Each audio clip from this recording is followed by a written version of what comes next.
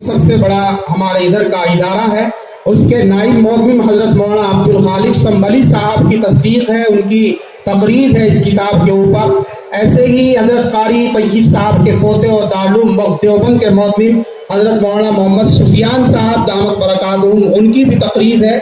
مفتی محمد احسان صاحب جو کہ دارالعلوم وقف دیوبند کے نائب مفتی ہوتے ہیں، آپ کی بھی اس پر تقریر ہے۔ اور ایسے ہی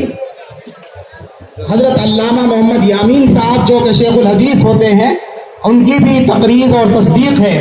حضرت مولانا نجم الحسن صاحب جو کہ متولی ہوتے ہیں، اور تھانہ بھون خانقاہ کے جو جہاں حضرت حکیم الامت تھانوی علیہ الرحمہ نے دین کا بڑا کام کیا اور حکیم الامت کہلائے، اس کے اس وقت متولی ہے اور بڑے عالم دین ہے، بڑے صاحب نسبت بزرگ ہیں، آپ کی بھی اس کے اوپر تقریر ہے۔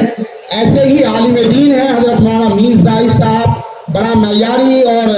گویا کے تربیت کا بڑا اونچا کام کر رہے ہیں بلاسپور ادارے کے ناظم تعلیمات۔ اور اسی طرح بجرول کے حضرت مفتی عباس صاحب، ان کی بھی اس پر تقریر ہے۔ یہ علماء کی تقاریر ہے۔ اور جب یہ کتاب لکھی جا رہی تھی، یعنی کہ پریس پر جا چکی تھی، تو اس وقت ہمارے ادارے کے سرپرست اعلیٰ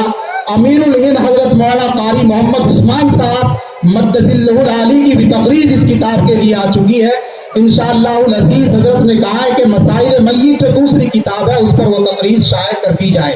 چونکہ تاخیر ہو گئی تھی اور شب برات پر یہ کتاب آنی تھی۔ اس کتاب میں آپ لوگوں کو مختصراً بتا دوں کہ کیسے کیسے مسائل اس کتاب کے اندر ہے، جیسا کہ قبرستان میں درخت لگا سکتے ہیں نہیں، قبرستان میں رہائش بنا سکتے ہیں کہ نہیں، قبرستان میں جانور چرا سکتے ہیں کہ نہیں، قبرستان میں جوتا پہن کر چل سکتے ہیں نہیں، قبرستان کو راستہ بنا سکتے ہیں نہیں، قبرستان میں ٹریکٹر ٹرالی کے ذریعے بھراؤ کر سکتے ہیں کہ نہیں، قبرستان کی لکڑیوں سے مسجد کا پانی گرم کیا جا سکتا ہے نہیں، قبرستان کا پیسہ مسجد اور مدرسے میں